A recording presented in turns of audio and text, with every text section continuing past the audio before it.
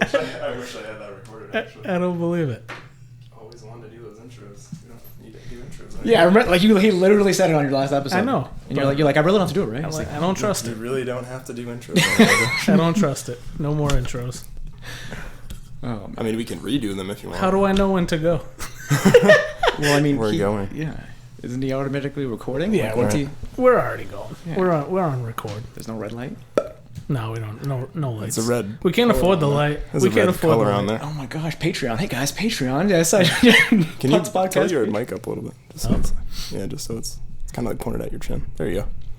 Does that sound better? Better? Yep. All Yeah, I right. think we're good. This is engineering Nick. Good. I'm the installer. I'm not the engineer. Yeah. Oh, that's much better. It's almost like he knows what he's doing. That's the wrong one. Sorry, just trying to get it. Oh, no worries. Feel like it's got Yeah, jeez. And this is how OnlyFans starts. just a little bit closer to now.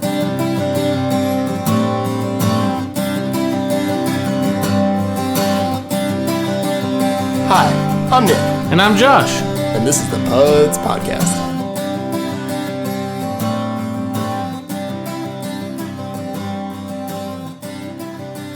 All right, man, what's up? What's going on?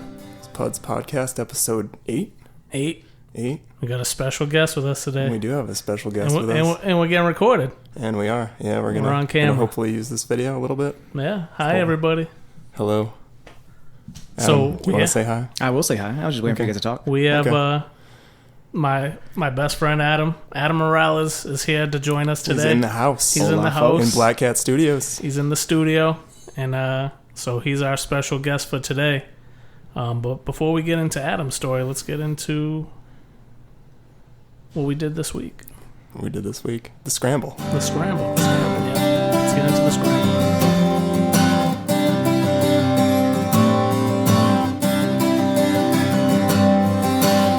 What'd you get up to this week, man? So I went up and did trail maintenance the end of last week. Got up to Airline, cut off my adopted trail finally. No snow up there, which was fantastic this time. It's good. Good to No hear. 5 feet of snow. Did Mount Adams, spent a bunch of time by Star Lake. Ended up doing Sugarloaf the next day. Saw moose before I got there too. Dude, I saw The that. night before, I was so pumped. Yeah, I was so pumped for you, and I saw that. I was very giddy. Dude, Very Didn't giddy. have to pay for a tour. I know. Yeah, you're just chilling on the side of the road, just eating some like shrubbery. I was so hoping that you were going to be able to get out with the camera. Yeah, I tried it. I know. I reached for my trunk and he was like, "No fucking way, dude." Yeah. Like I'm off, but did get a quick picture with my phone and a quick video. That was so He cool. just took off. I'm glad you finally got to do your trail maintenance too. Yeah, Because I know finally, that was finally. I feel like that was nagging at you for a bit, Yeah, trying to get yeah. up there. I've been hearing about it for a while, and I've been a fan of the show. Yeah. Just waiting for you to tell me a story. Started building some scree wall. Huffed it to Madison like I don't know a dozen times and just got rocks. Oh, nice. Had like a canvas bag that ripped. That wasn't good. So what did you do? Have to go back and forth and get Yeah. more rocks? Yeah, I mean, I ended up finding some rocks on my trail, but we're not supposed to take rocks from each other's trails, apparently. You think for how much rock is up there, that it'd be at a premium. Yeah. But I was trying not to take that rock from Valleyway or Airline on either side. Are there specific requirements you have to meet when you do that? As far as building the wall or Yeah. just sort of, I did go to like a little training class for about it and just kind of looked at it, but it's not like rocket science. Building a cairn or something like that is Got it. definitely more complicated in terms of how you're supposed to make it, but I just pretty much stacked rocks.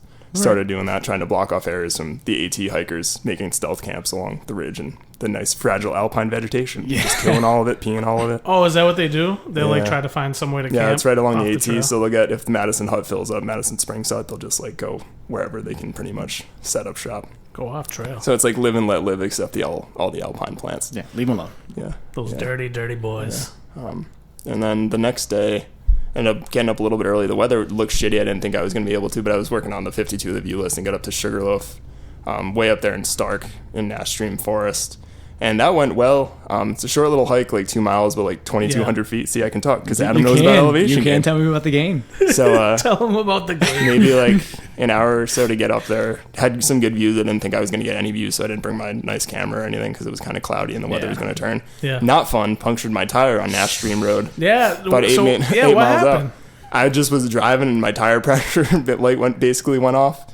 Then it dropped from like it's nice to have the modern technology too, but I was watching it go from like 38 to like 30 to like 27 to like 20. It was down to like 10 or 12 by the time I got to a gas station. That's wild. Yeah, no cell service out there or anything. So I'm like, am I gonna have to go up there and like call AAA or text Ash on like the Garmin to be like, can you call AAA and tell me where I am? Yeah. So you pulled into one of those gas stations. Yeah. It's also a pizza place. Yeah, and a dry cleaner. And fun. I had my donut in the back, which would have been good, but it has anti-theft like wheel lugs on it. Oh, and I didn't have the lock key on it. So I mean, I'd realized this later, to be honest, but I mean, once I realized it could fill up and hold air for like 45 minutes or whatever, I'm like, I'm good. So, all right. Yeah, it didn't fully go flat, which was good. Yeah. Oh, that's good. So yeah, that was a little bit of adventure, but a fun Friday, Saturday overall, and then kind of just chilled out on Sunday. So, nice. So what's up with you? The electrician finally showed up at my house today. Thank God. Thank God. I almost have to go over there myself. Yeah, I told him, I'm like, if this guy don't show up, you're coming. You're gonna do my house, and I'm gonna pay you. And he was like, no, I don't want your money. I'm like, you're gonna take my money. You're gonna put my lights in. You're gonna take my money. You're gonna shut up. But so this guy finally showed up. Thank goodness, because he was gonna get fired. But so hopefully a couple weeks we'll be in the house. So. That's nice, little progress on that. Excellent. And yeah, basically besides that, just same old stuff. Re-listening to last week's episode, and it gave me a genius idea. And I played. We are all video game guys in here, right? Yep. And we talked about GameStop last week and how they're failing. But I thought about this brilliant idea, and maybe it's not brilliant. Maybe it just seems brilliant to me. But why doesn't GameStop just rent games as well as sell them? But I feel like Redbox and people already do that too. But does Redbox do that anymore? I don't know if they do. I haven't seen That's them in what a while. I mean. I think the problem is everything's digital now. So it's like it's so easy to go online, and I don't know if the softwares themselves, does Xbox allow you to rent games? Do you know? Well, they do like Game Pass and stuff where it's like temporarily available for a week, but yeah. But still, just a little income, just a little more income for them, just to say, hey, we rent games now. I saw like a meme or something, and it was someone just like showing it's just a bunch of like bobbleheads. That's like the Funko Pops. Yeah. Like that's what GameStop is now. It's just a bunch of Funko Pops. Yeah, it's like a Newberry Comics that has no comics and all video games. Comics. Yeah. I mean, they're still around. But. Yeah, I love Newberry Comics. Yeah. But I just thought that was a brilliant idea. Like, why not rent games? Why not have the games, and people come and trade them in. You have used games. Just rent them out so people can try the game, and then maybe they'll buy it. I don't know. Maybe I also missed Blockbuster and Hollywood Video, but I thought it was a good idea. You're just being nostalgic. It's actually a bad business idea. That's why I'm not a businessman. It's very true. What about you, Adam? What'd you get up to, man? Just went and did a half marathon at Bristol. Casual. Yeah, just a casual jaunt on the roads. You know, no elevation. Unfortunately, I lied. Actually, 600 feet of gain. And Nicholas, I'm sure you can specify on that. 600 feet in 13-mile road rate. It's pretty decent. Yeah. What'd you say? At Bristol? Yeah, I actually ran through. They changed the courses all through Bristol, up and down the streets. It's actually a pretty nice run. Ran by Roger Williams as well. Oh, that's how cool. they changed the course altogether. Do you run down Main Street? Yeah, like right by the water. Yep. Oh, that. Yeah, no, it's I think that's the best part about some of these runs. Like my favorite one, I will say, is Newport, because you get to run by the mansions. Like you can't beat the views. I tell everyone, if you hate running, the views will just make you forget momentarily. Right. Yeah. It depends on how much you hate running, but it's it really is just like one of the best ones to do. But the Newport half. Yeah, the Newport half. Yeah, I did the full. The second half is not fun. Okay. It's miserable. Absolutely miserable. Yeah, that's Miko always promotes that a lot. So I think we sponsor it. And for you guys that don't know, Adam and Nick are my best friends, and they are very similar.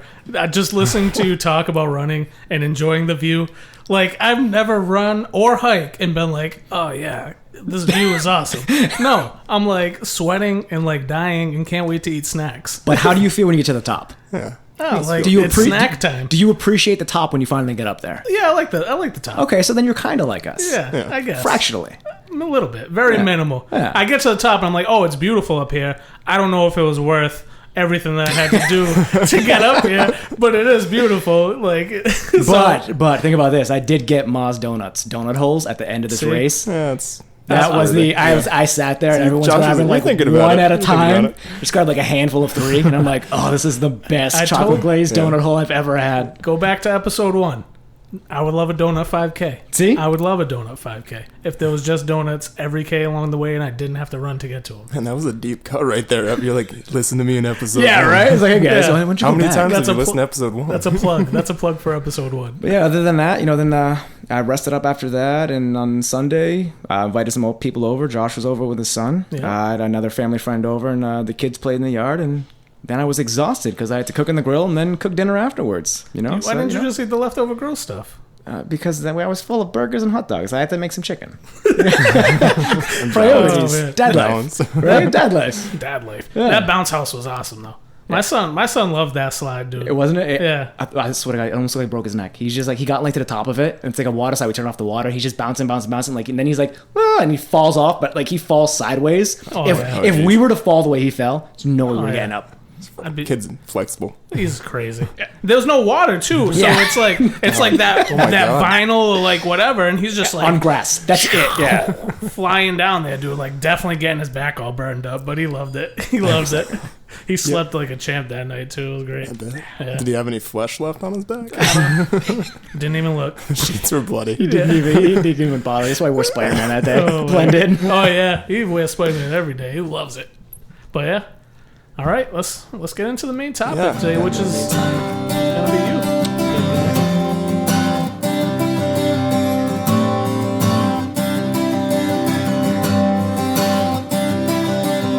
So we talked about it a little bit.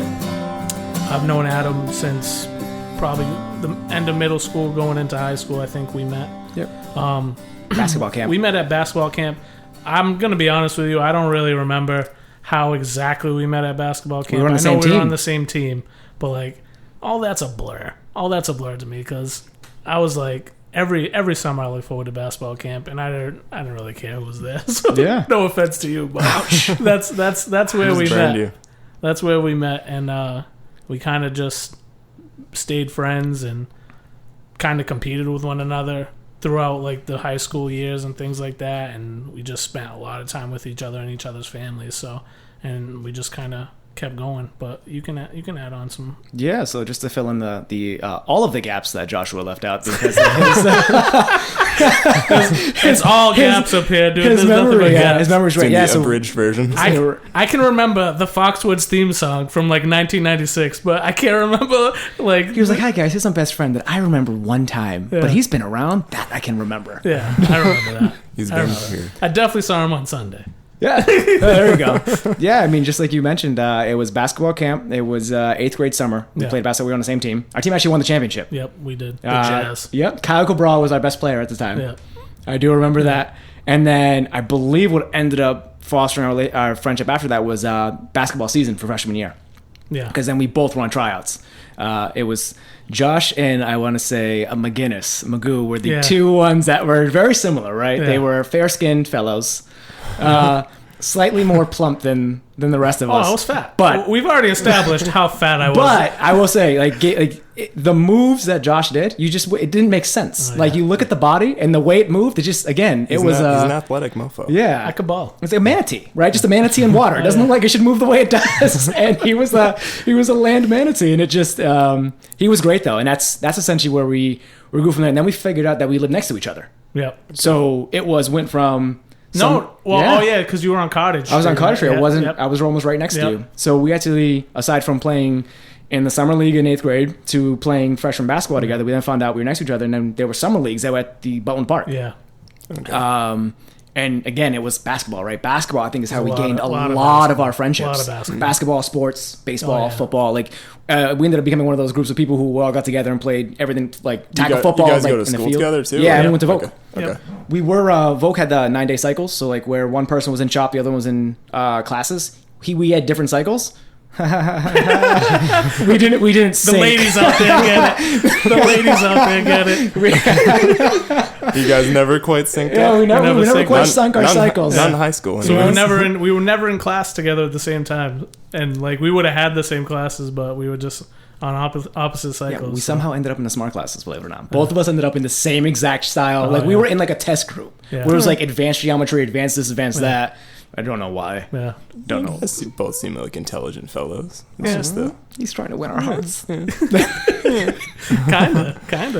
But yeah, I mean that's pretty much where we stem from there. It was a lot of sports. Like I remember we would wake up like right when the sun came up, and we would just go play basketball. And even if it was just me and you there, we'd play one-on-one, or we'd just shoot around, or have a competition 3-point contest or whatever, and like just spend hours and hours and hours just out there sweating, not eating nothing, not drinking any water, and just like dying. And then go home at like when the sun started going down, like Phil, your mother would be cooking something, and I'd just eat there. Oh yeah. And then I'd go back home and eat out. Did you have dinner yet? No.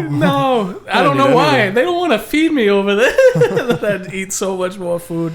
And then so we'd spend a lot of time hanging out, playing sports and eating. Like we would eat.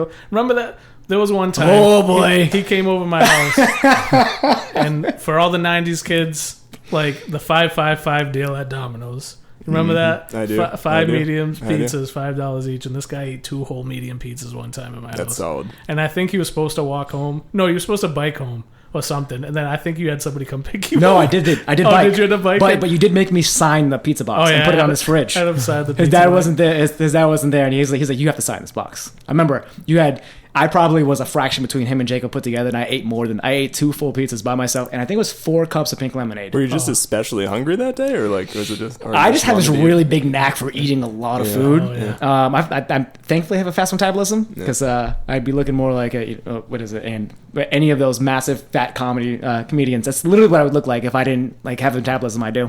It's crazy. And I became your dad's handyman. Oh yeah, then he would do all the work at my house that I didn't want to do. My dad would have a paint and he'd have him do electrical Did your dad just ask you and be like, Adam would do it? Yeah. Or I was around, and I was the small friend, right? I was the small friend that went to vote because the other friends, like Tractor and them went all the way to Bedford High, so I was the other handy, like going to Vogue. Now I'm a trade student, so I know what I'm doing for the most part. It's like, okay, can you get under the sink for me because I can't get there. Josh can't get there. Jacob can't get under. Jacob wasn't doing anything. For Jacob is my brother. I don't think I brought him up. Jacob, that's my brother, and he said Tractor before. That's friend of the podcast, Aaron. So.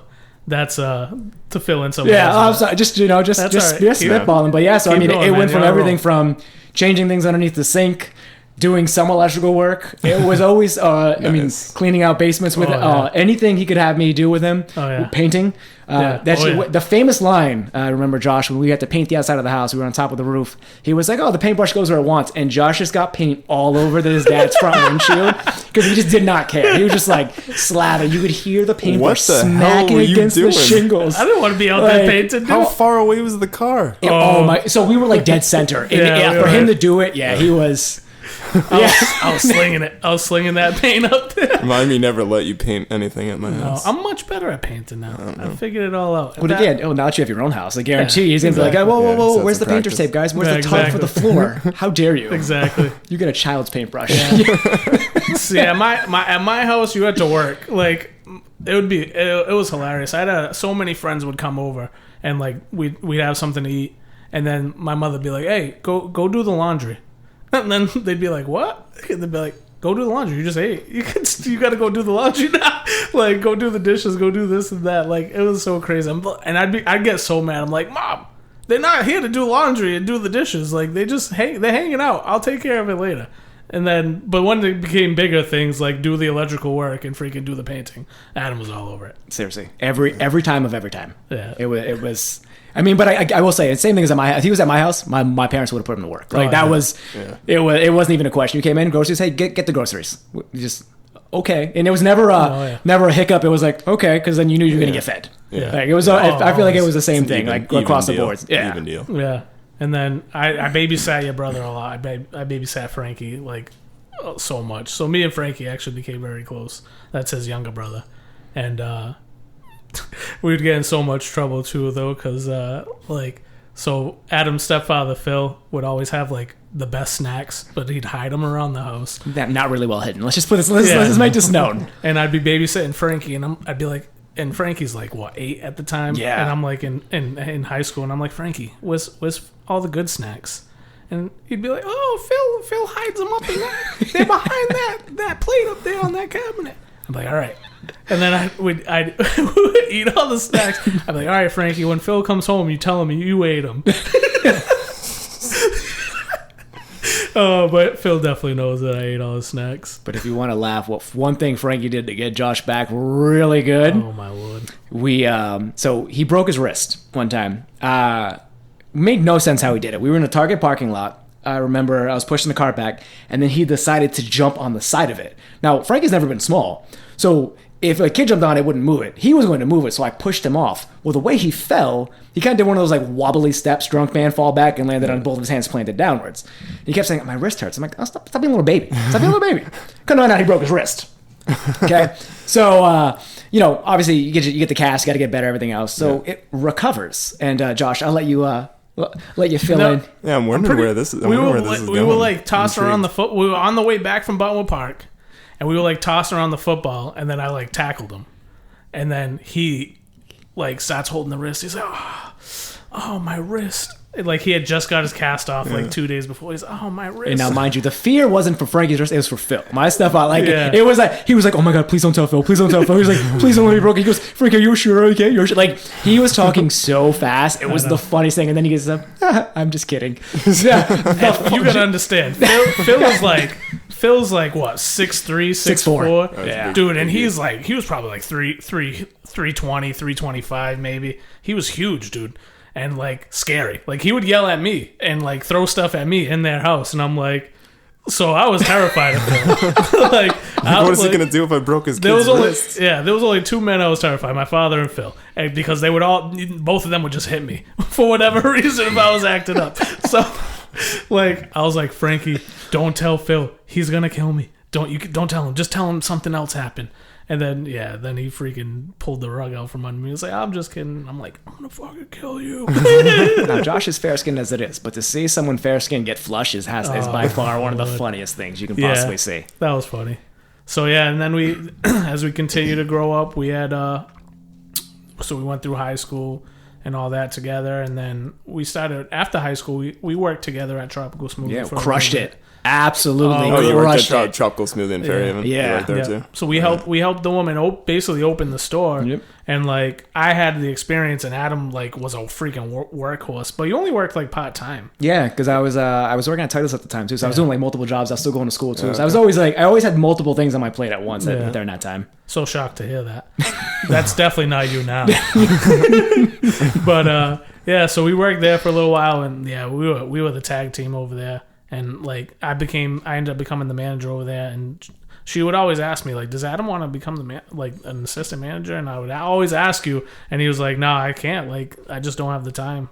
This is only part time for me." Yeah, because I mean, Titleist at the time, as you know, Titleist was a good gig. Like I lucked out because they offered a program to where I got hired through a temp agency, but I got hired through them. So when they let everyone go, the place I was staying at kept everyone. And then they made us Titleist temps, which gave us, we're now Adult Life insurance through them. Okay. So their insurance was phenomenal. So we were able to, they had almost like a union style. So you have to put in time to gain seniority to get positions. So like, how could I pass that up for for Tropical Smoothie. Yeah. And I was like, okay, cool. Like I always had more of that. What were you doing over there at Titleist? It was just distribution. So like I was actually on the shoe side. So we received all the shoes, unloaded all the trucks, and FootJoy. Yeah.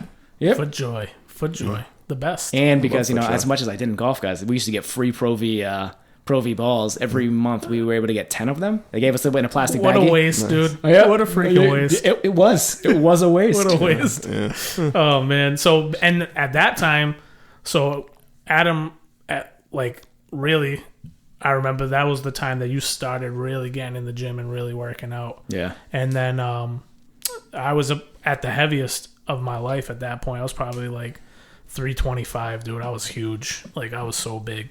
And we started working out together.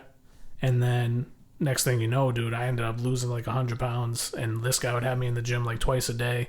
And I was eating like no calories, and I lost like 100 pounds easy. I ended up getting down to like 180 at my lightest. 175 at my lightest, but I was like not eating at all. So I was taking in like 800 calories a day, dude. It was terrible.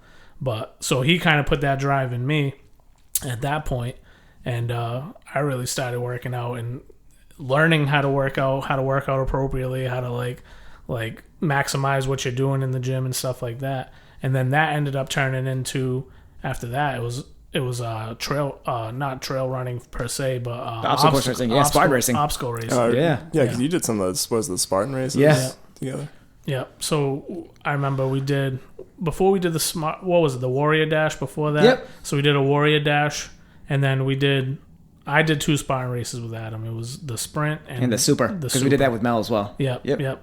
My wife did both of them, all 3 of them actually. Yeah, Melissa did all 3 of them. Like, so it was that was kind of after that. It was like then it was real adult life after that, and I kind of fell off from that because I had no goals anymore. I figured out for myself. I'm a very goal oriented. Like, all right, I want to be in shape to do this race with my friend. Like, all right, I got to work out hard and whatever. And then after I kind of did it, I was like, all right, I did it. I'm done. Yeah, I don't really need to do that anymore. But you kept going to the point now, even now, this past year, like how many months ago did you do? You did a 100-mile race. Yep, October. In October. So like you've pushed yourself continuously past. Where was it? So it started in New Ipswich. I actually went the whole width of Massachusetts. Okay. So it started in New Ipswich, and I finished in Douglas State Forest. So you actually go and you hit the try marker for Connecticut, Massachusetts, and Rhode Island. Okay. That's like mile 96 or 97. Of course, you got to go up. But yeah, so that was a pretty cool experience. That's where kind of I tail off. So you can kind of tell the story. What even got you to the point where you're even doing a 100-mile race? Because that sounds crazy to me. So I actually never wanted to, believe it or not. Okay. I remember one day I listened to a running podcast because what do people do when they really like something? They just listen to people talk about the thing that they like to do. Because that's just what happens. And one of the statements really resonated with me is because I'm a very, very segmental guy. I was one of those like, okay, cool, I did a 5K, I can do a 10K. After a 10K, I can do a half marathon. After a half marathon, you go into marathon. And I did a 50-miler, which wasn't segmented, but because I did it with a bunch of buddies. I was like, okay, cool, I did a 50-miler, but that means the next one I have to do is 100K. That's how my mind was worked. I was wired for that. Years and years, I was in that mindset of, okay, I have to do 100K next to see if I'm ready. And then on a podcast, the guy went, it's called The Running Public, and he said, so many people sit there and think they have to follow this structure, that they're not ready for something because they have to do this thing first. He's like, most people were ready to do the next step, but just are too afraid to do it because I was like, you know what? It's a good fucking idea. And then I literally went, I saw an email came through my phone, and the race was said in New Hampshire. So I was like, you know what? Let me just sign up for it. So I went in and I was like, I think I'm going to take the big swing. I signed up for the race. And that's how essentially the inception went. Yeah. It's funny you mentioned segments because I'm definitely in the same way too, where it's like I'll run 8 or 9 miles. I'm like, I can do a 10-mile, and now it's like I'm like, could I do a half? Like probably do. I just don't have desire. Like maybe one day. Yeah, maybe one day it'll happen. But I just feel like I get bored, which is you probably have to a stupid find excuse, what your why, right? I'm just like I'll go hike 20 or 30 miles. That doesn't bother me at all. Yeah, but like. I don't know. Yeah, it's just, but it is interesting that whole mindset that you get into, though. I feel like where you're like, 5K, 10K, like progress, 10-miler, half marathon, like all these sort of different steps. And I say that, but it came because my first obstacle course, like the obstacle course racing that I did, I kept going with it. Right? They had something called the Ultra Beast, and it was 2 laps of the course. So it was 13 miles was supposed to be what it is. So I'm like, okay, cool. My watch should read 26. Now you deal with GPS. You're well aware that it may never be exactly right. So my mind, because I'm a numbers nerd, right? I'm like, my watch did 25 miles. Like, well, I didn't do a marathon on a thing. I said, so it's not really considered an ultra. An ultra, Josh, is anything over a marathon. Yeah. But to me, it has to be 31 because that's what a 50K is. Anyways, I'll get off my high horse on that one. So I was like, you know what? I got to go sign up for a 50K now because I didn't actually get my ultra marathon. Went out. My first one was actually at Massasoit State Park. Big Bear 50K. And then I went, I did that, and I ran it really dumb. I was an ignorant, young kid going out there going like, cool, I'm going to run fast. Yeah. I died. It was 5 10K loops. You think you're good, whipping through like, great, look, I'm in like 3rd or 4th place. Yeah, it didn't end that way. Did not. It ended up me walking the last lap. But that's where how long till you like realized you were crashing? I want to say lap 4, right? I caught my other buddy Adam, and I heard him say, fuck, because he was mad that I caught up to him. Yeah. And all of a sudden, now you forget you're in a loops course. You're thinking these people are passing you, and they may not be passing you because they may be on earlier laps. Yeah. But around like near 4, I'm like, I could feel the energy levels just deplete. I'm like, oh crap. So you're eating, you're running with a vest, all these new things you're doing. And then we get to the last lap. I'm like, hey, you want to do? It's like, hey, you want to stay together? I'm like, sure. So me and my other buddy Adam, we just stood together. We finished it, and like, okay, cool. There was a final stretch that was hidden by the trees. We're like, hey, we got to pretend like we were running this entire time, so we're going to run through the finish line. So we did run through the finish line. It took me 8 hours and change to finish that first 50K. Shit, yeah. That's a long time. That's a lot of running. But I just enjoy understanding, pushing the body is what it's capable of doing, right? Yeah. It's a big, I'm sure, Nick, you can speak on it, on executing longer hikes. You understand that, wow, I was capable of doing X, Y, and Z, right? That's probably the biggest thing. And Josh, you're on your end, probably just executing any task, whether it be sports, doing this, like, I still can do this, right? It's like the levels vary, whatever you're doing. And it's how my mind works. So again, I backtracked to kind of go forward again. So I'm in this 100, I signed up for this 100 miler. Now I know, like, got to get it done, got to do everything I have to. But now you understand that you need to prepare better. Correct. For this. So I have a running coach. That's why I did that, because I understood I can help anyone get better. But it's really hard for myself because of how I am at work, everything else, to put together a plan for myself. I've tried, and I can't do it. It's easier for me to go, cool, what coach put on the app today? All right, got it. Like, it's so much easier for me to just finally be able to turn off my brain, because it's constantly going. So there was a lot of training leading up to that. I think that biggest week I had of total volume, I want to say it was like 9 or 10 hours of running is what I spent within a week, was the most I got up to. It was like a 50K on a Saturday. So 9 or 10 hours in total. At once. No. Throughout the week. Yeah. Okay. Because it's all about duration. Yeah. The biggest thing in those longer distance races, it's not about how fast you get it done, how quick. Like, it's really time on feet. Yeah. You have to be comfortable in your shoes, in your socks, wearing your gear, just being out there and being tired. Like, you never want to be injured, but you got to be tired. Right. So understanding how to move tired is a massive tool in itself, and body awareness, right? Understanding how your body feels, which a lot of people, they think of one thing, but it really is like, if you know, cool, on this hike, well, I have to eat now because I can feel my energy starting to get low. Some people don't understand that. They just think they're just getting tired, when really it's like, no, you got to eat something, or you got to drink something. Like, it's such I think the body is such a phenomenal thing, and that's what pushes me. You got to understand your body. Yeah. Because I remember. I relate to that. I mean, when I started hiking, I would never like eat or anything like that. Yeah. And, like, you got to force, especially in the winter, like, I'd really have to force myself to eat. Yeah. A lot of times it is though. It's funny how, like, you don't necessarily realize that, like, how much a sugary thing or something like that can just literally, like, you're like, I'm good to go. Yeah, like, I'm good to go. Or just staying hydrated. Yeah. Or just the little signs that your body's telling you, like, all right, mate, you gotta kind of cut back a little bit. Because I think I remember you telling me, like, early on when you were doing all this, that I think, what was it, a knee or something like that, the way you kind of tried to push through, and it ended up being like a little more detrimental to you than you expected. I had to stop running. So I had 100K on the books, signed up. I found out I had a tear in my meniscus, so now I'm all worried, right? Wife gets me a bike. She realizes I can't deal with my husband in the house. He has to be outside. He has to move. She wasn't wrong. I really cannot be necessary. She bought me a bike. Best part about the MRI scan, though, was she was just saying that they said, the guy's like, hey, look, he goes, honestly, I can MRI every runner's knee, and every one of them has tears in the meniscus. He goes, your tear is not what's causing this problem. Come to find out, it was a hamstring problem. Yep. So I worked on that. But I lost the ability to run the race that I wanted to because of that. Oh, that's a bummer. But it allowed me to work forward, because would I sign up for a 100 miler if that didn't happen? Right? I'm not one, I never look back and go, man, I wish this. I always go forward and go, cool, what can I do next?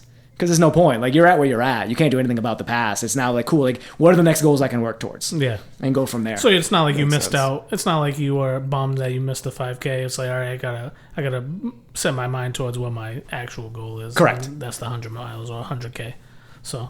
Yeah. So I mean, then I guess that race, and it just, again, it was lots of miles, lots of volume, and I always tell everyone, that's what, it's not like just lip service to say, oh, I'm thankful for my wife. It's like, no, I was, because I went to her and I told her, I said, hey, it's gonna be hard for you. Like, I'm going to be out a lot, because for me to succeed in this goal, I have to be out a lot. Like, it's not just, I want to be out a lot because it needs, like, it's my own time. It's like, I get it. I signed up for this race. If you don't want me to fail, and I don't want me to fail, it's a lot of running. It's a lot of time that I will be away. Yeah. And she understood that, and she was a phenomenal team player during the entire thing, to be honest. We talk about this a lot on this podcast, is just the family dynamic, and like we all have very, very supportive wives of the things, the hobbies that we do. And so we're all very truly blessed to have the wives that we do. So Melissa, Ashley, and Katie. You guys are awesome. Oh yeah. You want to know why? But we're honest, right? Yeah. Yeah, that's like, I mean, and even I left for maintenance twice this year. It's like, I mean, Ash is. I signed up for that. I mean, when we had a kid, but it's something. I mean, to a degree, it's part of me. It's like I think she understands. It's like I love going up there and giving back too. But it's never gonna. Again, it's like tentative goals, like hiking different peaks and stuff. It's just it's nice to have that support. But it's good to have that support, and she understands that it's a huge part of what I want to do. And, right. And we give it back. We reciprocate absolutely whatever they want to do and push them towards their goals. Yeah, we try. Yeah. Try. Yeah. We know how to. Hey, I'm honest to a fault, right? I guess I tell everyone, it's like, hey, there's no hiding here. You ask me a question, I give you an answer. Oh, man. Did you run on your way here? No, I had to work, or else I would have. Actually, I'm dressed like this because I'm more than likely going to be running afterwards. Yeah, no kidding. I got to get some miles in. So shocked to hear that. Yeah. Well, again, I got another big race coming up, so if I gotta prepare, I can't be. When's the next? So what's the next big one? It's called Anchor Down. So 2.4 mile loop, 3 options. There's a 6 hour, 12 hour, and 24, and I'm doing a 12 hour. Okay. I got big goals. Depending on how my legs still haven't fully recovered from my last 100K. And you're saying not to go, but it was in Bristol? Yeah. Okay. So it's great. So it's close to home. Like it's one of those things too. When I look at some of these like big feats, like how close I am to home. Like the 100 miler, I got a crew chief because I understood I couldn't do it alone. His house was 10 minutes from the finish line. Like what's a crew chief? So exactly that. So he was the guy who essentially facilitated. I had 2 pacers with me. Yeah. I couldn't pick them up, or you can only have one at a time. I could not pick up my pacer until after 50 miles. So for 50 miles alone, I think there were 16 aid stations. So it was like every other aid station, your crew, so the people who were supporting you, had access to. So like the first one, they weren't there, but they could show up to the second one. And just however the course laid out, or access on the roads because of where it ran through. I ran through what's called the Mid-State Trail, which starts, I know it connects multiple trail systems. It goes like basically, because I've done parts of it too. It goes from, like you said, Douglas State Forest, basically in Rhode Island, Mass border, all the way up to, I think past Watatic, Massachusetts, New Hampshire, and ends. It connects to the Monadnock Sunapee Greenway, I think. But you can take it basically all the way up to Mount Sunapee in New Hampshire. Oh, wow. Pretty much. And then the cat connects to the North-South Trail in Rhode Island that goes all the way to the Rhode Island coast. That's crazy. In Charlestown. Yeah, that's eventually. big. But yeah. Yeah, so, I couldn't pick anyone up till then. So it was one of those where, to go back on that, he's a crew chief. So he was driving the vehicle. He had my one pacer in the car to start, so they were meeting me at any aid station they could, leading up to that. Hey, how are you doing? What do you need? What do you feel like? That's what they are. They are your brain, because your brain has one goal. Yeah. Finish. Right? That's how your brain works. So they essentially now take every other skill and every other thing you have to focus on and remind you when they see you. Hey, how much food do you need? Hey, it's gonna get cold. Bring a jacket. Hey, bring this. You're gonna need this. I go in when I get to a crew manned aid station. They're filling up my bottles. They're giving me any more fuel that I need. They're giving me if I don't need it, like take it. It's better to have it than not. Specifically that distance. Yeah. So that's what he was. He was essentially the manager of my crew and my managers of my pacers. So I had 2 pacers. I had my buddy Dave, and then a friend of his who I never met till that day. Her name was Crystal Ross, and honestly, I wouldn't have finished without her. To be told, she was definitely a massive. If it wasn't her knowledge in that distance, well known in that distance, she's done it a bunch of times. Essentially, helped me finish. But yeah, so that's like my crew. Essentially, is just as supportive as having my wife. It was like they were. I could not have gotten it done without them. So they like giving you food, water, like all the type of stuff too. Yep. Right. When I could get to them, right? But they did have aid stations where there was food, there was water. Oh, okay. Yeah, one of my favorite ones at mile 50, I got a burrito. My goodness, that burrito was absolutely phenomenal. It was the biggest aid station because that was the second race start. They had a 100 miler, a 50 miler, and a 50K option for this. And because it was a point to point, and a point to point race is you start in one location and you finish at the other. So I went the width of Massachusetts, starting in New Ipswich, New Hampshire, and going into Douglas, and hitting. Well, before finishing in the state park, you hit the tri-state marker between Connecticut, Rhode Island, and Mass. So yeah, so you don't and I picked this style of race and not a looped course because of how my mind works, right? You got to know, again, we speak about knowing your body, knowing that. My mind was like, you start here, you need to finish here. There's no seeing your car again, right? The monotony breaks up that monotony of doing seeing the same tree every single time you run by it. I actually don't have that problem. No, even in a 10K race, really? I can find something else to notice on. I noticed that in my inception of getting into this distance, right? Doing 50Ks a lot, I've noticed I've been able to focus on other things. I'm like, oh wow, that tree's different. Oh, that tree, like that's again, you remember parts of the course you hate on the 10Ks, but you don't really remember everything. Yeah, that's a lot, man. There's a lot that goes into it. Like somebody like me who's not into the running community, like just how you're describing this, you don't. I would never think that why would I need anybody else to help me run? I already know how to run. I can run. But once you get into those distances, and because it stops becoming a running situation, it becomes an endurance and a mind. Like I can imagine the mindset that you have to have and the coaching that you have to have along the way to be able to push past because I'd be running on the treadmill and it's just like, oh, okay. I want to go down to 4.5. I want to walk for a little bit, but those people are going to help you get through that stuff. So it's cool to hear this side of it because I've never thought about it. Yeah. So it's nice to hear. Yeah, it is. It's nice to hear inspirational. Yeah, it's the biggest thing is like the mental gains I got from that distance alone, right? Being able to trust yourself, and I think one of the biggest things I learned during that training block was grace. Being thankful for being capable of doing a task, right? Sometimes we get so caught up on not being able to finish everything of something that we forget that we were able to execute a portion of it and just be thankful we can do it. You know, I had a goal when I first did it, not knowing, right? That far, there's many mistakes that can happen. I was thankful that nothing really happened, right? I just got slower, right? So I had a really aggressive goal. I thought I was going to get it around 26, 28 hours. Like, cool, I'm going to get it in that time. And yes, hours. So 1 full day, folks, is what I was hoping to get close to. Right, and that's not stopping besides the aid stations. Correct, right? No stopping besides the aid stations. Maybe changing shoes out when I meet my crew, as we spoke about before. Yeah. But yeah, it was I set an aggressive goal, and then as I saw my watch, I had mistakes I made. So I bought a new watch in hopes it would stay on the entire time. Guess what? Reading the reviews, it was supposed to. Well, there's all these other features that when you start asking a piece of equipment or a device to do other features other than its basic task, it draws on battery. Yeah. You're not thinking about this. You're going, cool, I'm going to use this cool feature because it sounds like it's going to work. My battery died at 66 miles.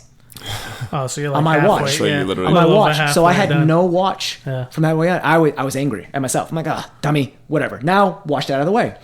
I had a battery pack for my phone because you have to, because it's point to point, your phone has to be on GPS so they can track you in case anything happens.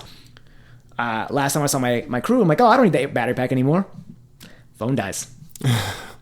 I was so mad at myself. Wow, and I want to say. So I will say this: I have never been such in a positive mindset for such a duration of time. I was mad for about 2 miles out of 100, and that entire thing. And it took until all of that died for me to be mad at myself and then get over it. And for you, that's growth. Because I'll tell you.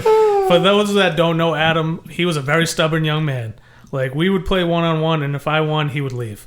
And he wouldn't talk to me for the rest of the day. And then tomorrow, the next morning, he'd call me up and be like, hey, do you want to go back to the court? I'd be like, yeah, of course. And then we'd go back, and, like, he'd be so mad. He would be, like, it was so crazy how mad he would get. And I'd be like, dude, it's just a game. So to hear this growth that you've had, like, it's astounding. Because I gotta say though, that stubbornness is something. I mean, we're all fairly stubborn people too, but you can channel that and turn that into exactly what you're doing. Correct, right? But it's that same. I think it's that similar emotion, being stubborn and not giving up, so to speak. But just like in channeling that in a positive way and using that to your advantage. That you can be like that, but you can channel it the right way. Yeah, and that's exactly what happened, right? You know, I sat there and I constantly saw the clock change, right? The time pushing further and further back. And I can tell you, I never once felt worried. Should I have? I don't know. But I did not feel worried the entire time. And I cut it close, right? Because of where I started, you only got 32 hours in total. But I only got 31 because I started an hour earlier than the other people. So I didn't really know at the time how much time was left. But I just knew that I had a goal and I was going to keep going. And I remember my pacer at the time, I think we were at mile 92. We hit this clearing.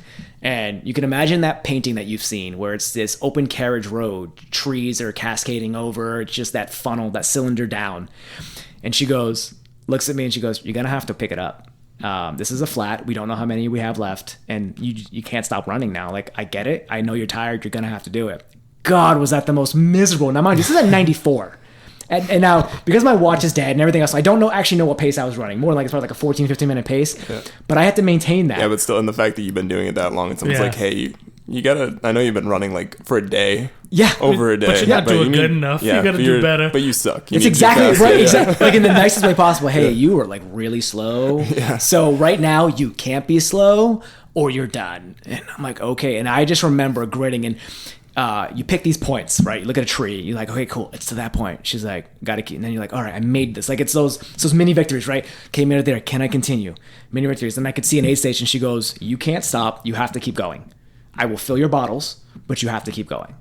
I said, okay. And again, you're just trying to pick locations to get those mini victories because every step is miserable now. You're just like. So do they pull you off if you don't meet a certain time? Yeah. Okay. Yep. And then that they have so there's like a literal cut. Yeah. And then they have aid stations, right? So like at aid station, if you don't make it to aid station, let's say 15 by certain time, it's closed. You're done. That happened at night where we made it to one an hour before it closed. It was phenomenal. They had Beyond Broth. It had this vegetable broth with cheese quesadillas. My goodness. It was, again, a delight. I'm sure while you're because it was cold, right? Now the temperature dropped a little bit, you're a little cold. Having that warm broth, it just hit the palate. Just apps. The sensations were just fun. It was like fireworks going on. You spent too much time eating. That's why you were falling behind, dude. Burritos and quesadillas. Oh my gosh. So are you eating these quesadillas and burritos while you're running? Well, so the burrito I didn't. Burrito I didn't because it we're talking about like a full Chipotle sized burrito, like 2 hands around this thing to hold this. Like if you're holding it with one, good for you. But it was cut in half. Okay. Right, so it was it was like a chicken rice bean burrito, and it was it was phenomenal. But that was my longest aid station because I changed clothes, I changed other things, and so I picked up my pacer. And it's funny because now the temperature's dropped. It's midnight now. Because when I went off, I want to say it was 10 a.m. was my release. It was 10 a.m. and it was midnight when we finally got there, or a little after. And getting that now you're cold. You stop moving. Right, you're eating, but you stop moving, and now I'm freezing. Throw all this stuff on. 5 minutes later, my body's hot. I'm like a walking furnace. So all of a sudden, everything's like cool. Now you're warm. I'm like shit. Now I'm just trying to take everything off while I'm running with my buddy to start. Yeah, it was fun. And then so you finally hit that long stretch, and when Crystal had me push, I kept going, and then then we're finally taking this turn to go up to where that tri-state marker was. And that's like cool. You can hike now. I'm like great. You're just like that sigh of relief finally comes off, knowing you have to go. Yeah. And I thought it was the last climb we had. Finally get up it, and it's all scree on the way down. Like serious, I'm like I can't jog down this. Like my legs have 96 miles, so scree's a bunch of loose rock. I know what scree is. Perfect. Just down some scree. Nick's explained scree to me before. Yeah, so it sucks. So imagine that at 96 miles in, your legs are just absolutely trashed, and it's a downhill. It's a nice pitch downhill. I'm like, I looked at her and I'm like, I'm walking this entire thing right now for fear of rolling down this entire thing. Yeah. But yeah, that I finally. You get through, you get over the last rolling hills, because why wouldn't there be rolling hills when you finish? You think you're just like, great, I'm done. I'm like, another climb. Oh, another climb. Why are we going? Those are called PUDs. And it's funny because, prior to the race, my wife's like, you're never doing one of these again. And I cross the finish line, and, I get, for me, subtly emotional, briefly. Just there was a moment that the little dark heart, like the Grinch, had like a little red in it, just like beat it a little bit, right? She was like, and I get a big hug. She loves me. And then she was like, you can do another one. I was like, funny how that changes. But I was spat. And then there's a photo of me because now I'm freezing, right? Now you're finally done. It's cold. I am wearing her jacket or her shacket, whatever the heck you call it. I have no idea what the women's jacket is. Like her alpaca jacket, I am in it because I've trained for 100 milers, so I am a toothpick. Sitting in the chair in her jacket. Just the photo of me, like the one that goes down to your knees, just sitting like that, shivering with my players around me. Yeah. That's awesome, man. What a great story. What a great experience. I'm sure that was for you. Oh yeah. And so for anybody getting into anything, you've already said a couple words of wisdom or words of encouragement. What's something that you would give to somebody that's just trying to get off the couch for the first time, or somebody that's trying to do 100 miler? What's something that you can, some words of advice that you can give to those kind of people? I think the simplest one is just embrace the little victories, right? Yeah. Getting up is a victory. Getting out the door is a victory.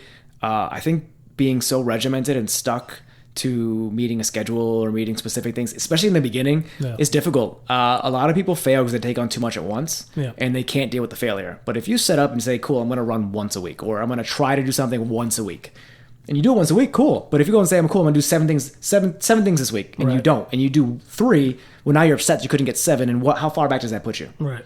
It's easy to say, I'm going to go out and run, but it's hard when you're going to say, I'm going to go out and run. My goal is 2 miles or whatever. Even for some people, just go out and run for 5 minutes. Even that 5 minutes is something. That is. It's huge. a step in the right direction. It's huge. And like, and Nick, like you mentioned how you said you ran 9 miles, and you're like, oh, in that thought process of that segmental thought process, I can go 10. For me, my first half marathon, furthest I ran was 9, and what I did was I counted back. Right, I hit 9. I was like, cool. And now I only have 4 more miles. I've run 4 miles before, and then I hit the next one. I was like, cool. Now I have 3 more miles. Like that's the way my mind works, right? I count down. My 50 miler was the same thing. Everything was in Ks. Every time I hit a sign, I counted down because now you've done that distance. You can do that distance because you've already gone over half of it, right? Yeah, it's a cool way to think. Yeah, it's just a way in my mind to not trick it, but to tell yourself to present yourself with the thought and the idea of success because you've already executed it. It's taking a bigger goal and turning it into a bunch of small goals. Yeah. Anything else you want to add? I mean, that's how much more can I give them? Oh, yeah. We're gonna. There's so much more. There is because I just gave a broad strokes of the 100 miler. Right? There was a couple like more hike related things. So I have done one thing that you had done, which is a single day Prezi. Yeah. And I was curious about, and you've done the Pemi loop as well too. So compared both of them, which one? Compare and contrast. Like, what was more difficult? Like, which one did you enjoy more? Like. So I want to say the Pemi loop. It's a little more soul sucking.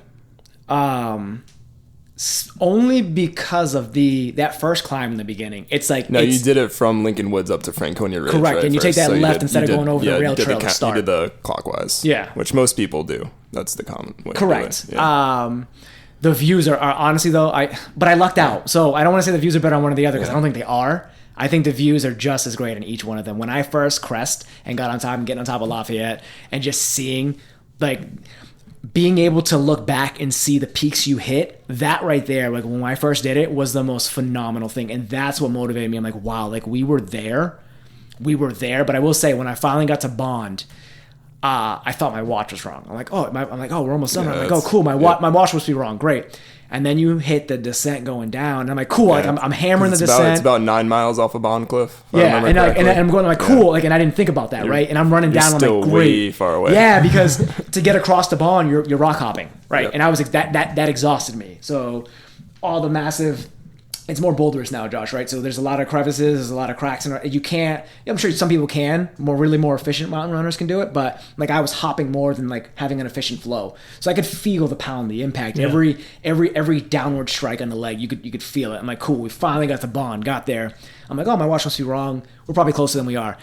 Start going down. I'm running like cool. Like I'm excited. Well, now you're cutting across all these like little river pastures and everything else, and now we can't find a final path. I'm waiting for the 5-mile stretch of rail trail. Yeah, basically on an old railroad bed from the logging, Lincoln Woods Trail, which anybody that's ever done Owl's Head or the Bonds Traverse or anything like that, you feel like you're in the Blair Witch Project. For it doesn't. 3 or 4 miles. It feels like it doesn't. Feels like it doesn't. It's just a straight rail trail down the tunnel. The river's to your left. Then if you're coming back that way the entire time. And yeah, you're just, and it's already after. I mean, that's a really long day. But even if you do, like, we had done a Bonds Traverse from Zealand all the way across, and like, I thought Ash was gonna murder me like the end of that because I thought we had like how much we left, and I knew we had like 7 miles or whatever at one point. I'm like, yeah, we got like 3 or 4 left. Yeah, and at that point, you just got to get at. It's a wilderness area. The trails aren't particularly well marked either. You kind of got to pay attention to where you're going a little bit, but yeah, that was. I will say that was difficult, and hitting that stretch, I ran out of water on the final rail trail stretch. Now I'm like, I can't. Like again, knowing my body, right? I'm like, okay, well, I can't go any faster because I can't increase my heart rate more than it already is because I don't want to pass out. So now I'm just keeping this like awkward sub pace of just trying to maintain. I'm like, where is the finish? And you don't want to stop because you know that you are like. To end this, you have to get to the end of this 5 miles. Like it is the most grueling 5 miles I think I've had to run. Just just so unpleasant for such a pleasant area, right? Can we just? I want to specify that. Like, it is a phenomenal, again, beautiful area. Right by the Pemi Jawassa River. You're watching like just being thirsty, hearing all that water splashing. Wait, it's near the Pemi Jawassa. The end of it. Did you see Nick's speaker in there floating around? Oh, not yet. But I will say the best part of it is, do you know what a life straw is, Josh? Yes. Okay, so I after it was done, I sat. Why do you guys river. think I don't know shit about like the wilderness and like any of these things? I mean, if we were having a betting game, I'm pretty certain there's a couple of things you probably would. I not have know. access to the internet. I know what a life straw. Yeah, but is. if you Google search on your phone, you're probably not going to find life straw. Oh, you know. Listen, it pops up. But that aside, I sat in the river, right? Came down. I just sat there. Like, your legs are exhausted, tired, and I'm just sitting there with my life straw in between my legs. Just imagine this photo, just sitting there wide-legged, just like drinking it because I just needed something to drink. Because you don't drink like, I'm sure some people do drink the water, but I'm like, I didn't even want to test it. I'm like, I'm just sitting there, and you don't get a lot out. That Pemi water's tasty. I'm sure it is. You need to get yourself, like I said, if you carried a bottle, you need to get one of those Sawyer squeezes. For sure. No, that's what I carry now. But yeah, that was All right, I don't know what that is. So it's like a water filter, but the way they like attach to like any sort of like water bottle. Like most people carry like the big smart water bottles. Like I'll do it this time of year, and you can literally just push water through. It's just like a little carbon filter. Oh, and it'll filter all the crap out. Yeah, it's like a suck. I want to call it the sucky end of the bottle, but that's basically what it is. But if you do want to laugh on top of that so I told Katie again, another really high shot goal, failed miserably, thought I was going to get done a lot sooner than I did. But this is before I started doing a lot of stupid things, so Katie was unaware. So get down from Bond, you lose service, right? Once you're on top of the mountain, you have service, lost service. Took me however long to get finished. So you get into Lincoln Woods parking lot, you don't have service. There's still no service. Right? Yeah. So I'm heading back, and now I am now driving back home after this as well. So I'm like, I am starving. I went to McDonald's. I got burgers, milkshakes, french fries. 55 burgers, 55 fries, 55 shakes. Called up Katie. Right? Called up. Hey, hun. All I get is, I thought you died. Phone hangs up. I'm like, oh. All right, now I'm too tired. That's going to be a fun conversation. Hey, now I'm too tired to care, right? Like, I'm just like, all right, cool. Like, I'm alive. I'll just deal with this when I get home. I'm in McDonald's trying to get it. A couple minutes later, phone calls back. You get the sniffles like that. Hello? I'm like, hey, what's up? She goes, I thought you died. It's like, I heard that from the first time when you hung up on me. You know, totally got it. You know, I was like, she goes, I called Rob. And what did Rob say? So Rob was my crew chief, right? Well-seasoned guy. Like, he's the one who taught, like, he's the one who kind of brought me up to, like, the ultra stuff. And he was like, pretty certain it's probably just taking him a lot longer than you expected. I mean, it's a difficult mountain range. You know, it's Adam. He's fine. Did she believe it? No. No. Why would that rational advice make any sense? You know? Because all those irrational thoughts. Right? You know, just... What if a bear got Yeah.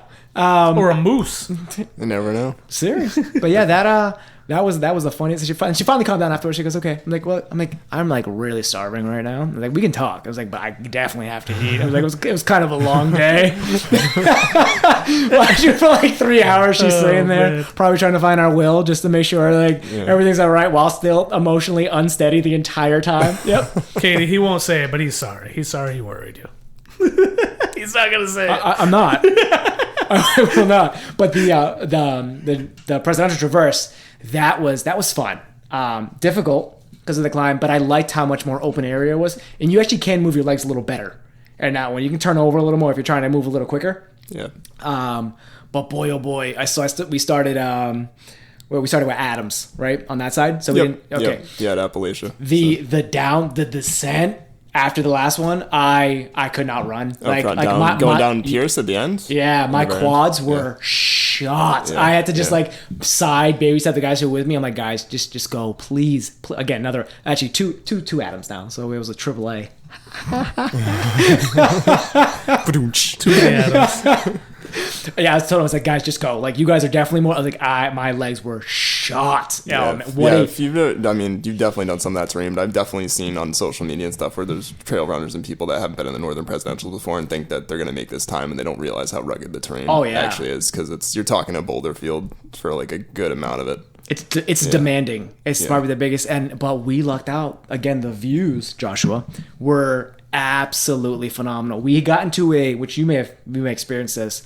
A cloud actually came through on Adams, and it reminded me of the movie The Mist, because you could not see anything. Yeah. It was the most sketchy thing I've ever been a part of. Like, luckily my buddy's done this before, so he was the one navigating us. And I mean, when I tell you couldn't see more than 5 feet in front of your face, you could not. You realize why they build those giant rock cairns up there, because you can't, that's probably my biggest fear is hiking in that range specifically, is when you're above tree line and you can't see anything, a whiteout in the winter, anything like that, because everywhere looks the same. And There's then- no markers. It's just rocks. Yeah, exactly. I'm like, how does he know? That was my biggest thing. I'm like, I don't even see anything. Looking down, trying to find it. But after that was the only thing. Everything else, every mountain, every peak was clean. It was clear skies throughout. The view from Washington was phenomenal. I think I got a cinnamon donut there because again, me eating food always has to happen. know. And a Coca-Cola. Nothing better when you're like have zero. If you ever go crazy hike, just grab a Coke. It's the only time I drink Coke is after a massive endeavor like that. The energy spike you get is absolutely instantaneous. Coca-Cola. That's a plug. That's a plug, right? Let's plug sponsor. Sponsor the pod. Yeah. It's not like you're the biggest thing in the entire world. Friend of the pod, Coca-Cola. Friend of the pod, Coca-Cola. Yeah, that's cool, man. I was curious to hear. A single day Pemi Loop's definitely, or a single attempt Pemi Loop's definitely on my bucket list. Yeah, How long is that? Because how long is that loop? It's depends. So it depends on if you do the add-ons. But when it's super extended and all. Yeah, they have all the people who do all the crazy things. Like if you don't get all the peaks, if you just do the loop itself, it's just under 30 miles. Yeah. Was it like 9,000 feet? Yeah, it's like 9,600 feet a gain, 9,700 feet a gain. A little bit more than a Prezi Traverse. Yeah, that's a lot. But you gain 5,000 of it in the first 5 miles. Yeah. That's the same thing with a Prezi Traverse is mentally, even when I had done it with my buddy Mike, was that since once you do Madison Adams, it's like you've already done over half the elevation gain. Yep. So it's just a lot of up and down after that. But how long is the presidential traverse? I think like 20-ish miles, maybe a little bit under that, and about 8,500 feet. There's variations of that too. Like people will tag on Webster Jackson sometimes, but it depends. Yeah. That they're not presidents, so technically. So the Congress, the Congress. Well, even not everybody will like go up Clay, for instance, or do like Franklin's, like some of those other peaks. But the traditional one is like you pretty much do all of them. It's cool that there's this other world, like outside of like our daily routine. Like there's this whole other world out there of runners and hikers, and there's probably so much that we don't explore on a daily basis that other people do. That like there's some crazy. There's some people I follow on Instagram and other podcasts too, but there's hikers out there that do like 30, 40 mile loops in like 15,000 feet. Like just crazy. That's it's like kind of the other side. Like he's like, I mean, it's absolutely not dissimilar to what you're doing either, where it's just, I think too, you have to do that like a lot to actually, for your body to be able to deal with that. And also your reflexes and shit like that. Like, and also like he was talking about maintaining your pace, not burning yourself out, knowing your body. Yeah, and then think about those hikers. If they're doing that, most of them are carrying a lot of shit too, right? Like they're a lot of through hikers. They're carrying all their sleeping gear. They're carrying everything. So it's like those Appalachian Trail, Trail guys. Yeah. Because how long is that from point to point? I don't even know. It's 2 and change. I thought it was 200 and something miles. Like the entire Appalachian. Well, the AT. I know that. I'm trying to think of because. What is it? Yeah, you're right. It's 2,000, right? Yeah, it's over 2,000 miles. Wow. I think Yeah, it's Springer Mountain, Georgia to Baxter Peak on Katahdin in Maine. Wow. Yeah, it's something like that. That's insane. Might have to recorrect it later. I'll be coming in with a nice. We'll fix that in post. Yeah, it's a lot of It's a lot of mileage.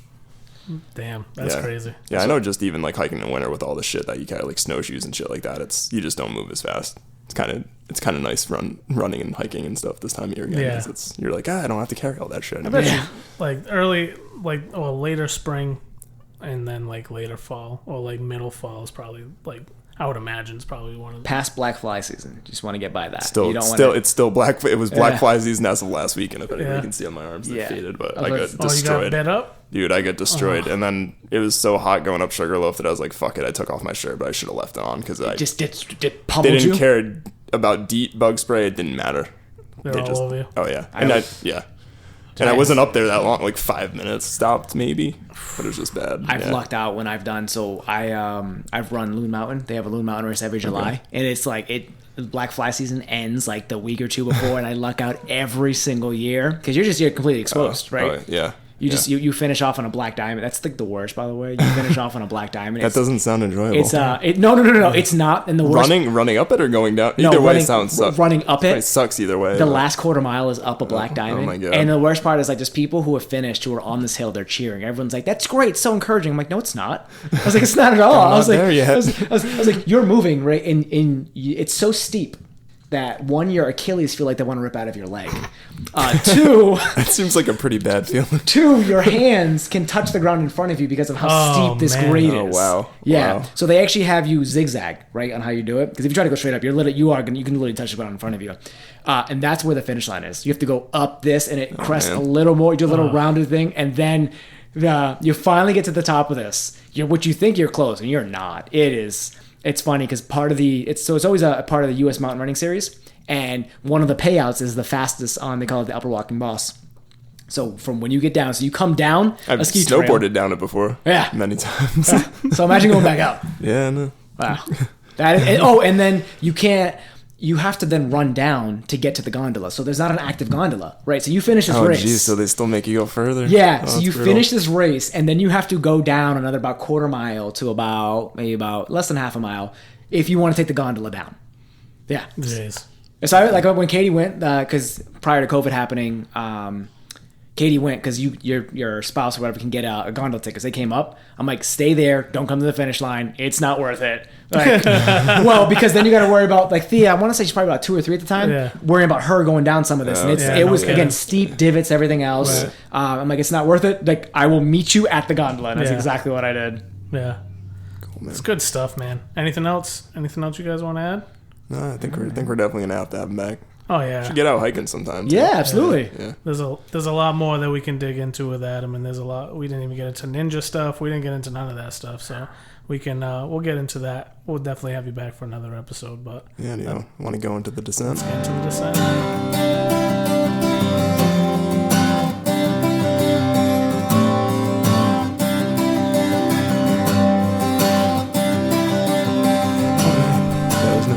There'll be music. I know there's no music, right? It's like I like in my head, I just heard it. I'm like, oh, cool. Like I'm gonna hit a button and Yeah, you hear it's that like, little oh, guitar. there it You're is. gonna hear the guitar jingle. Yeah, there. Cue it up. No. Maybe one day. That'd be super funny if I had a Soundboard. button. Yeah, we're gonna have the Hit a button soundboard. and just hit it. We Wah, can wah, wah. We can get a soundboard. So your descent's a little different to mine. Like I do like a full send descent, where I just try to not go ass over tea kettle. It's like kind of like that balancing act. This is a smooth descent. Yeah, We're easing into the end, but yeah. So I wanted to plug something. I don't know if you '90s kids remember this, but slam ball is back. Slam ball? Slam ball. So slam ball is basketball On trampolines.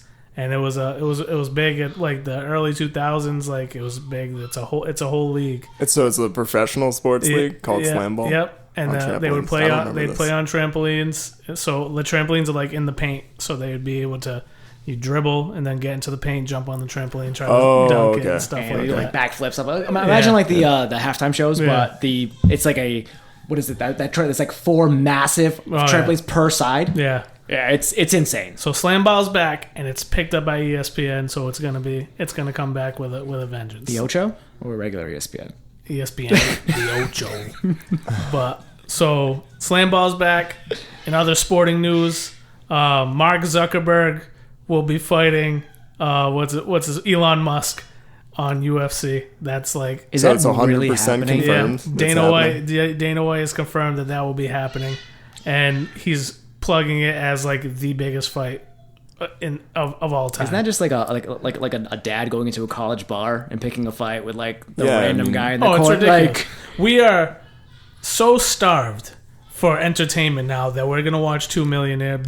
I don't plan on watching them fight. personally. Yeah, but well, I'm not gonna watch it either. I just think it's like, we were talking before this, and it's like, I just think it's funny because you have 2 super intelligent, obviously successful people, and they're like fucking Neanderthals. yeah, no kidding. It's ridiculous. They want to stay in the media stream. They want to stay relevant. How so. desperate do you have to be? seriously. Pretty desperate. How desperate? You remember Celebrity Deathmatch? Of course I do. That on was MTV? phenomenal. It's like that. I imagine That has if just become real. they both had psychiatrists, they're probably the psychiatrist is like, I'm done. They're probably just calling each other up Yeah. like, hey, do you see this shit? Like, are you sure Yeah. this is happening? Like, I told him no. I told him no too. Like, Crazy. So I thought that was ridiculous. Like, there's no need for it. Like I said, we are starved.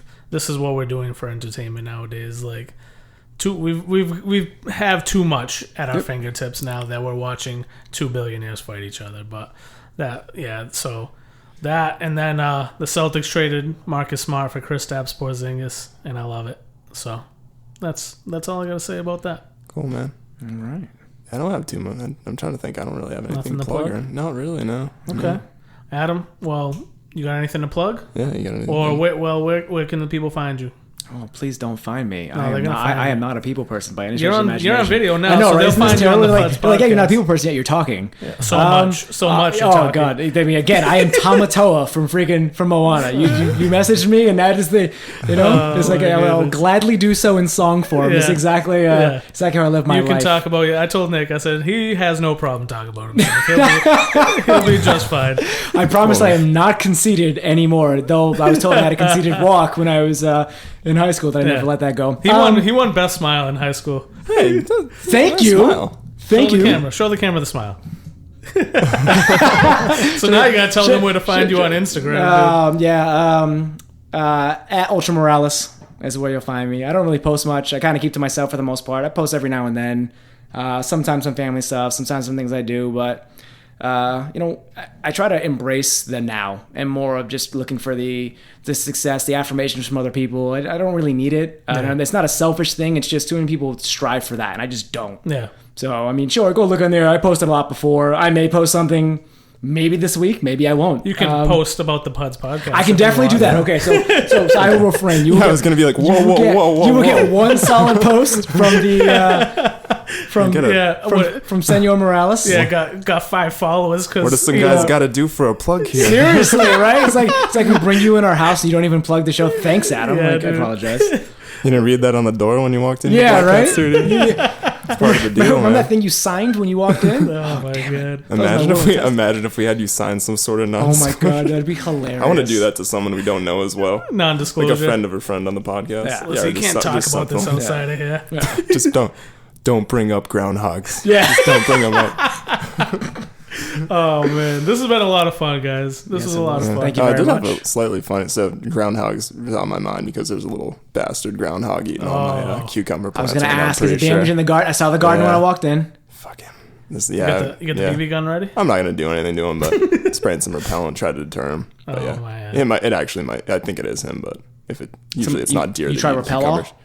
Yeah. Yeah. That's what we're trying right now. So we'll see how he's going. But yeah, that was about it. I just wanted to voice my frustrations with the furry little guy in my backyard that keeps. He's always out there. Get out of here! Yeah. Get out of there, groundhog! All right. Go back to your home. Josh, any tips on gardening? I know that you're very, very strong about that. Yeah, if you need any gardening done, call Nick or Adam or Katie. She was doing Actually, gardening Katie. on Sunday. Yeah. She was we doing were pretty stout garden. Katie's been Cool, man. Yeah.